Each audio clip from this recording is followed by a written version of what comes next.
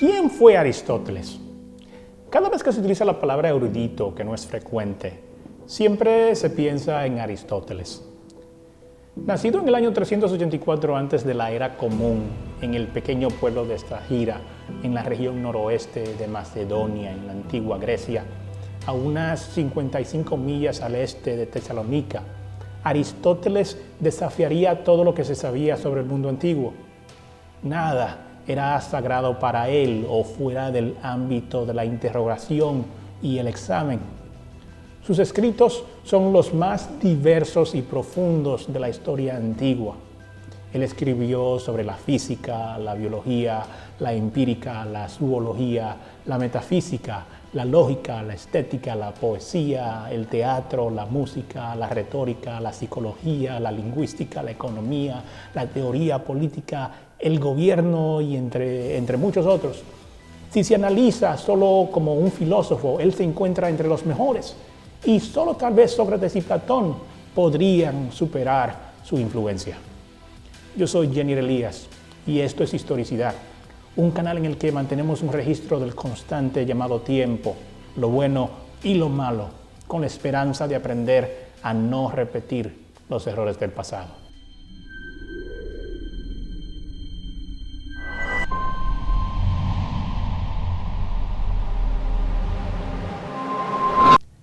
Sus primeros años son borrosos. Lo que se sabe es que su padre, Nicomaco, fue el médico personal del rey Amintas III de Macedonia, el fundador del Estado unificado macedonio y padre de Filipo II. Los padres de Aristóteles murieron cuando él tenía unos 13 años de edad, posiblemente como resultado de una invasión iliria que tuvo lugar después de la muerte del rey Amintas III en el año 371 antes de la era común. A esa edad, el joven Aristóteles se convirtió en la responsabilidad de Próxeno de Atarneo, posiblemente un tío suyo que se convirtió en su tutor y probablemente lo crió en constante y frecuente contacto con el palacio macedonio y la familia real, una conexión que resultaría útil más adelante en su vida. A la edad de 17 años, Aristóteles se mudó a Atenas para continuar su educación en una de las instituciones más influyentes y prestigiosas del mundo griego en ese momento, la Gran Academia de Platón. Permaneció allí forjando relaciones, examinando su pensamiento, desafiándose a sí mismo y aprendiendo de su maestro y sus compañeros durante 20 largos años, hasta la muerte del gran filósofo Platón en el año 347 antes de la era común.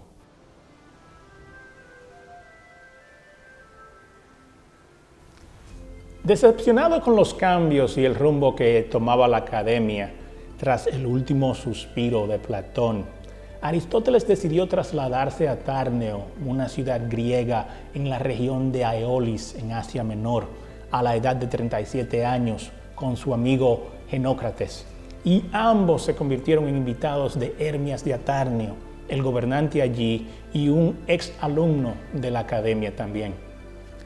Cabe destacar que, dado de que su tutor, después de la muerte de su padre, era también de Atarneo, es muy posible que una de las ramas extendidas de su familia, de la familia de Aristóteles, se haya originado allí.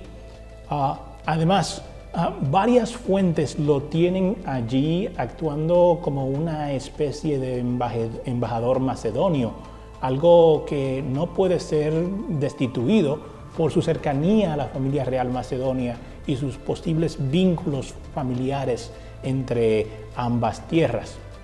Él permanecería allí durante 4 años, hasta la captura de Hermias, mientras defendía su ciudad de los deseos expansionistas de Artajerjes III y su imperio persa. Tras la destitución de su patrón como gobernante de Atarneo, Aristóteles huyó a la isla de Lesbos, al otro lado de la costa, con su alumno y también ex alumno de la academia, Teofrasto, y comenzó a examinar la biología marina en la región. Este es un periodo de agitación política, un tiempo en el que tuvo que huir la ciudad donde vivía para salvar su vida, marcado por la muerte de sus amigos y la constante amenaza del imperio persa sobre Grecia. Y el hecho de que continúa trabajando en sus obras dice mucho de su nivel de enfoque, dedicación y concentración. No mucho después, también recibió allí a alguien que había conocido en la corte de Hermias. Su nombre era Pitias, la sobrina o la hija de Hermias, dependiendo en la fuente de donde proviene la información.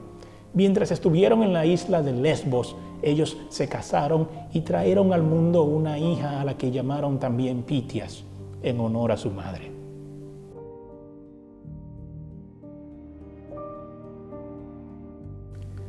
Aristóteles y Pitias permanecerían en Lesbos 2 años más, porque en el año 343 antes de la era común, Aristóteles fue convocado por el rey Filipo II de Macedonia, alguien con quien probablemente se había criado antes de su partida a la academia y con quien probablemente se había mantenido en contacto a lo largo de los años.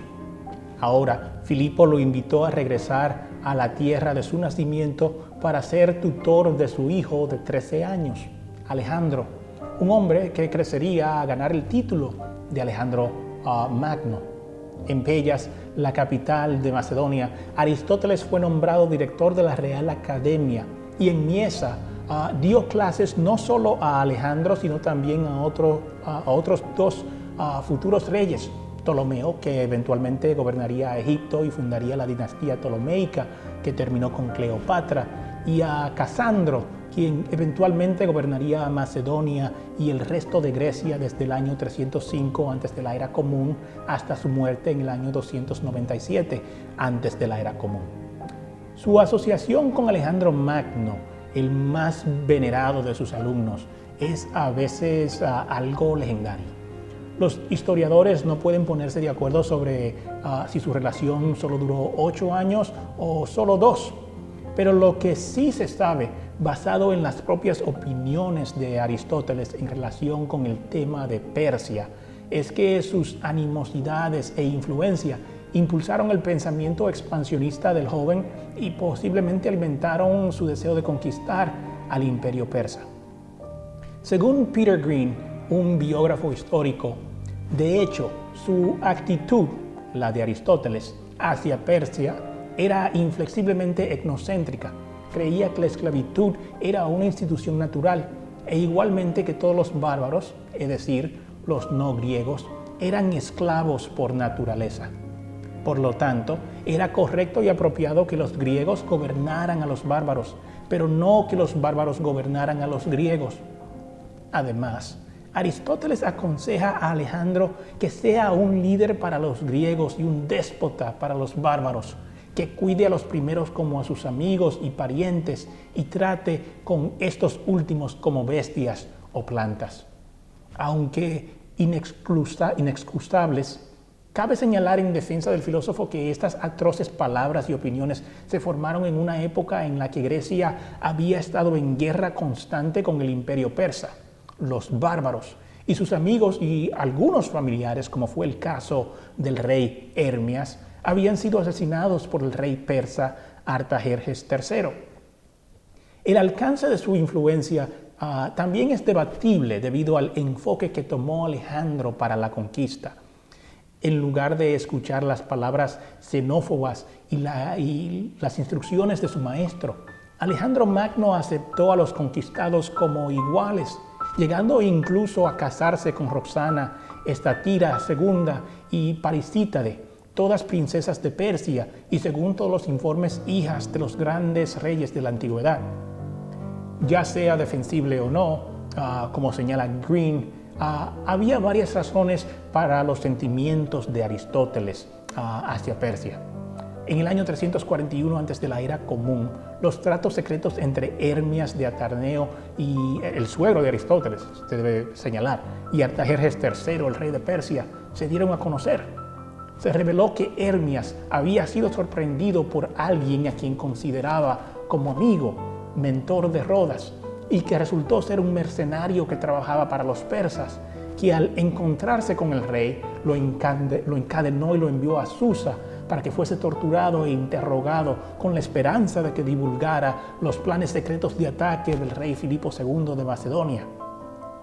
Se dice que las últimas palabras de Hermias fueron: dile a mis amigos que no he hecho nada vergonzoso o indigno de la filosofía. Lo que muestra increíblemente la influencia que Aristóteles y su amistad ejercían en su vida, porque incluso después de haber sido torturado para que divulgase sus secretos, recuerden, Aristóteles es una especie de emisario, una especie de embajador del rey Filipo II y de Macedonia. Hermias básicamente dice en su momento de muerte: digan a mis amigos que no los he traicionado. Si no hubiese sido por su valentía y la lealtad de Hermias, el futuro de Grecia y el mundo antiguo podrían haber sido increíblemente diferentes, porque los grandes triunfos y logros de Alejandro Magno tal vez nunca hubiesen tenido lugar. Cabe recalcar que cuando Alejandro tenía 15 años, apenas 2 años después de haber sido puesto bajo la tutela de Aristóteles, ya estaba al mando de los ejércitos de su padre, algo que muestra la gran confianza que había desarrollado debajo del filósofo.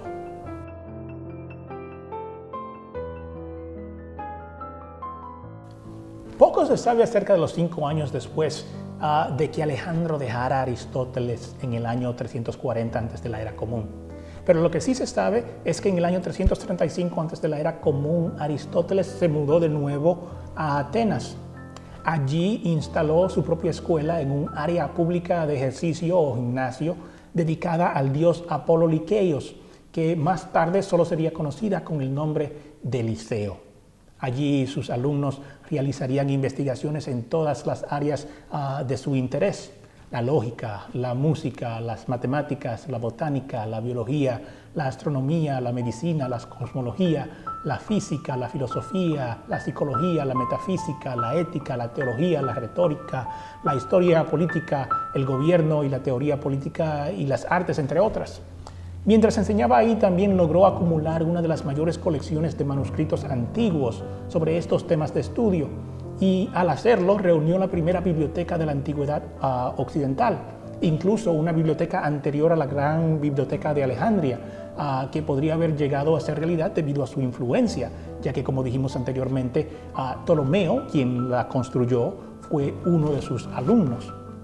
Lamentablemente, durante este periodo de tiempo, su esposa Pitias falleció, pero pronto desarrolló una relación con Hérpidis de Estagira, una dama a la que a veces se le refiere como una esclava y otras veces como su segunda esposa, pero que le daría a un hijo, Nicomaco, llamado así en honor a su padre. Durante este periodo de tiempo también se centró principalmente en su escritura, completando unas 200 obras durante toda su vida.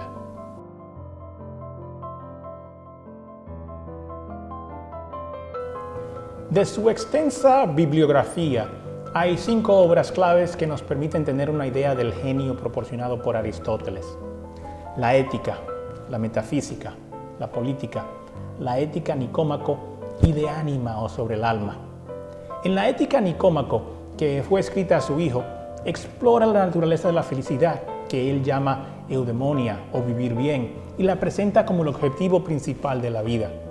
Para lograrla, Aristóteles examina cómo el hombre debe vivir mejor la vida y cuáles virtudes producen la felicidad. Él no creía que se pudiera lograr acumulando cosas materiales, riquezas y fama. En cambio, llegó a la conclusión de que la felicidad es un estado mental interno y privado que puede ser logrado mediante la realización del potencial propio. En la metafísica o la primera filosofía, él trata de examinar la causa y el principio de las cosas. Él dice: todos los hombres suponen lo que se llama sabiduría para tratar con las primeras causas y los principios de las cosas. Aristóteles distinguió entre las cosas que son más conocidas por nosotros y las cosas que son más conocidas en sí mismas, y sostuvo que deberíamos comenzar nuestro estudio de un tema dado con cosas que conocemos mejor y finalmente llegar a una comprensión de las cosas más conocidas en sí mismas. La política describe la polis o ciudad-estado como el hábitat natural del ser humano y describe al hombre como un animal político.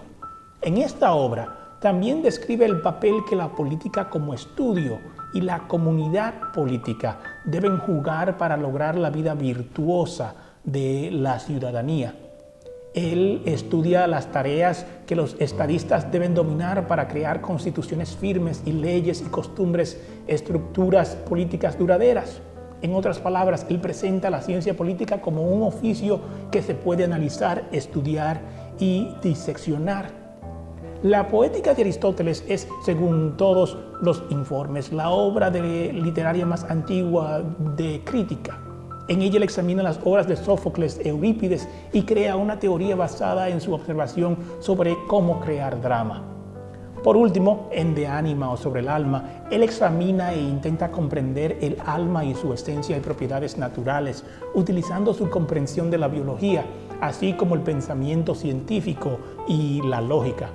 En este trabajo, a diferencia de lo que se puede indicar o lo que puede indicar su tema a una sociedad como la nuestra, una sociedad judeocristiana, él no se enfoca en lo espiritual, sino más en lo psicológico. Y tampoco se enfoca solo en el alma humana, sino en algo mucho más amplio, porque para Aristóteles todo lo que está vivo, en otras palabras, todo lo que se mueve y cambia, puede constituirse como poseedor de un alma. Aristóteles permaneció 13 años más en Atenas, hasta que en el año 323 antes de la era común, después de la muerte de Alejandro Magno, se reavivaron una nueva olas de sentimientos antimacedonios dentro de la ciudad-estado de Atenas. Un hombre con el nombre de Demófilo y el otro con el nombre de Eurimedón de Eurifante acusaron al filósofo de impiedad.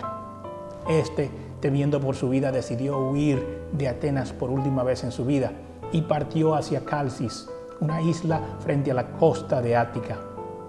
En sus palabras de despedida, él afirmó que no permitiría que los atenienses pecasen 2 veces contra la filosofía, una clara referencia a la muerte de su predecesor, Sócrates, a manos de las masas rebeldes. Solo pasaría menos de 1 año en Calcis, porque en el año 322 antes de la era común, Aristóteles de Estágira, el primer maestro, el escritor más formidable y prolífico de la antigüedad, fallecería de causas naturales. Él tenía solo 62 años de edad. Si te gustó este video, no olvides presionar el botón de like y hacer clic a la campana para que cada vez que haya un nuevo video puedas ser informado de inmediato. Además, suscríbete si aún no lo has hecho. Soy Jenier Elías y esto es historia.